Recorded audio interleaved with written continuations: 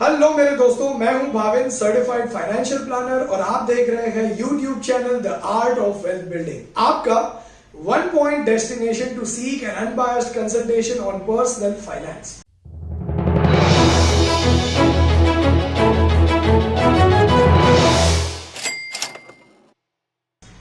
दोस्तों, करीब 2 से 3 दिन पहले फ्रैंकलिन टेम्पल्टन ने अपने 6 डेट फंड पर वॉलंटरी जो है रोक लगा दी थी। उसके बाद मार्केट में एक बहुत ज्यादा पैनिक फैल गया था। कई लोगों ने हमको भी पूछा कि क्या डेट फंड सेफ है, नहीं है, हमारे पैसों का क्या होगा। फ्रैंकलिन टेम्पल्टन के बाद दूसरी कौन सी एएमसी है जिसके फंड्स बंद होंगे। अब ऐसा कुछ नहीं होगा। आरबीआई ने डिसाइड किया है 50,000 करोड़ का क्रेडिट यानी एक लाइफ लाइन ऑफर करने का एएमसी म्यूचुअल फंड्स को प्रोटेक्ट करने के लिए। तो अब अगर कोई रिडम्पशन प्रेशर आता भी है तो बैंक्स के पास ऑप्शन है, एएमसीज के पास ऑप्शन है, बैंक्स के पास से वो लोन उठा के वो यूनिट होल्डर्स को वो पैसा चुका सकते हैं। तो अब डरने की कोई बात नहीं है। जिनको डर था कि अब कौन सा फंड बंद होगा, वैसा कुछ नहीं होगा। दूसरी बात जो इस वीडियो से मैं आपके साथ शेयर करना चाहता हूं, जैसे आपने इस वीडियो के थंबनेल में देखा होगा कि कैसे आप 5,000 रुपए इन्वेस्ट करके 61 लाख रुपीस तक का जो है कॉर्पस क्रिएट कर सकते हैं। मान लीजिए कि आपका कोई गोल है जो आज से 17 इयर्स दूर है। अब वो गोल कुछ भी हो सकता है, शायद आपके रिटायरमेंट का गोल हो सकता है, बच्चे की हायर एजुकेशन का गोल हो सकता है, या आपकी बेटी की मैरिज का गोल हो सकता है। अब इस गोल के लिए आपको 61 लाख रुपीस की जरूरत है आज से 17 इयर्स के बाद। तो आप इस गोल को कैसे अचीव करोगे? देखिए, पहली बात तो ये गोल है लॉन्ग टर्म गोल। तो इस गोल को अचीव करने के लिए आपको डेफिनेटली मेरी तरफ से एडवाइस रहेगी कि आपको इक्विटी या इक्विटी म्यूचुअल फंड्स का सहारा लेना चाहिए, जिसमें आप 12% का रिटर्न एक्सपेक्ट कर सकते हो। तो 3 ऑप्शन में से पहला ऑप्शन ये है कि आप 9,100 रुपए 9,100 रुपीज की आप एसआईपी शुरू कीजिए अच्छे म्यूचुअल फंड्स में, और उस एसआईपी को आप चलने दीजिए अगले 17 ईयर्स के लिए। तो आपके पास 17 ईयर्स के एंड में कितना रुपया रहेगा? 61 लाख के करीब आपके पास रहेगा। दूसरा ऑप्शन जो आपको आप यूज कर सकते हैं वो है कि अगर आप कहते हो कि 9,100 रुपए आप इन्वेस्ट नहीं कर सकते हो, तो दूसरा ऑप्शन आप ये यूज कर सकते हो कि 5,000 दैट्स इट, सिर्फ 5,000 रुपीज की आपको एसआईपी शुरू करनी है और उस एसआईपी को आपको बढ़ाना है 10% से बरस में एक बार। और इस तरीके से 17 इयर्स तक अगर आप इन्वेस्टमेंट करोगे और आप उस एसआईपी को 10% से बढ़ाते जाओगे तो 17 इयर्स के एंड में आपके पास कितने रुपए रहेंगे? करीब करीब 61 लाख रुपीस के बराबर रहेंगे। अब मान लीजिए ये दोनों ऑप्शन आपको नहीं यूज करने हैं और आप कहते हो कि भाई हम तो लमसम इन्वेस्ट करके भी ये पैसा इकट्ठा करना चाहते हैं। तो आज अगर आपके पास करीब करीब 8,83,000 रुपीस के करीब अगर आपके पास है और उस पैसे को अगर आप लमसम 12% रिटर्न के अनुसार उसको डिवाइड करके अगर डाल देते हो तो 17 इयर्स के बाद आपके पास रहेगा 61 लाख रुपीस। तो ये हुआ दूसरा पॉइंट। अब तीसरा पॉइंट जो इस वीडियो का सबसे इंपॉर्टेंट पॉइंट है वो है इमरजेंसी फंड जरूरी क्यों है और कैसे आपको अपना इमरजेंसी फंड इकट्ठा करना है और कितने का इमरजेंसी फंड आपके पास होना चाहिए।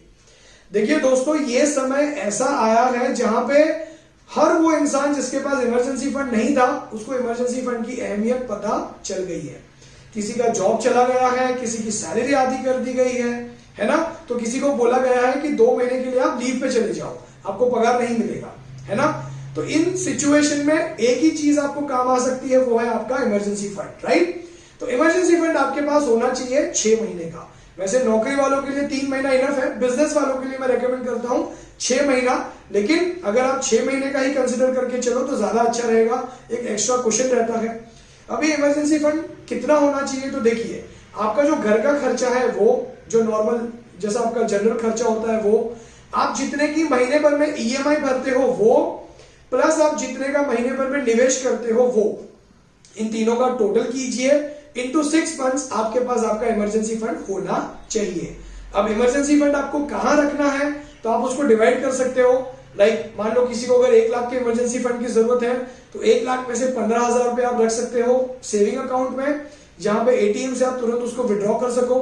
आप उसका 1 लाख में से आप 20-30 हजार रुपए रख सकते हो एफडी में, जहां पे एक दिन में अगर आपको पैसों की जरूरत पड़ती है तो आप उसको एफडी तोड़वा के विड्रॉ कर सकते हो। और बचा हुआ जो 50,000 है वो आप रख सकते हो लिक्विड फंड में या ultra short duration debt fund में, जहां पे आपको 2 दिन के अंदर अगर आप रिडीम करते हो तो आपके अकाउंट में वो पैसे आ जाएंगे। लेकिन दोस्तों आप निवेश करना शुरू करते हो उसके पहले भी आपके पास आपका इमरजेंसी फंड होना चाहिए, ये तो तय है, ठीक है। तो इमरजेंसी फंड पे फोकस कीजिए। और ऑफ कोर्स इमरजेंसी फंड मैंने आपको आज समझा दिया तो आप कल तो इकट्ठा करोगे नहीं। आपको टारगेट रखना है कि अगले 12 महीनों से 24 महीनों के अंदर अंदर हम थोड़ा थोड़ा करके अपना इमरजेंसी फंड इकट्ठा करेंगे, ठीक है दोस्तों। अभी इमरजेंसी फंड आपको धीरे धीरे इकट्ठा करना है, ओके। उसको एक ओवरनाइट ऐसा मत एक्सपेक्ट कीजिए कि आपका इमरजेंसी फंड आज मैंने बताया तो कल इकट्ठा हो जाएगा, ठीक है। अब दोस्तों मैं उम्मीद कर रहा हूं कि इस वीडियो से आपको कुछ सीखने मिला है तो इस चैनल को सब्सक्राइब कीजिए और बेल आइकन पे क्लिक कीजिए, क्योंकि हम एवरी संडे एंड वेडनेसडे आपके लिए ऐसा ही कोई फाइनेंशियल एजुकेशन वाला वीडियो लेके आते हैं। तो आपको जैसे ही हमारा वीडियो अपलोड होगा आपको नोटिफिकेशन मिलेगा आपके स्मार्टफोन पे, तो आप हमारा वीडियो देख पाओगे। दूसरा, इस वीडियो से कुछ सीखने मिला हो तो इस वीडियो को लाइक जरूर कीजिए, शेयर कीजिए इस वीडियो को अपने फ्रेंड्स और फैमिली मेंबर्स के साथ, सो दैट उनको भी कुछ सीखने मिले इस वीडियो के द्वारा।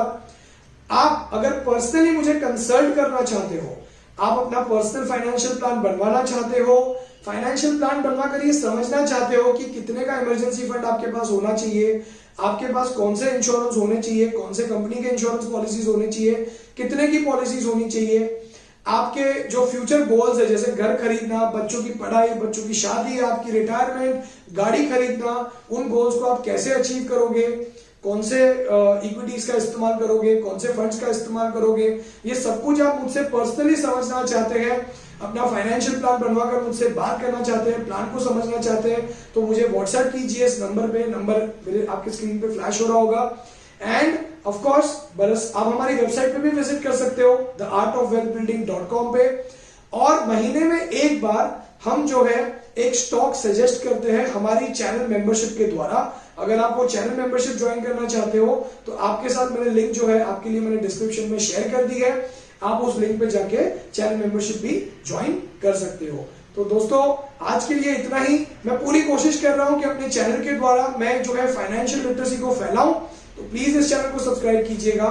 All the best for your future, God bless you, stay safe, thank you so much.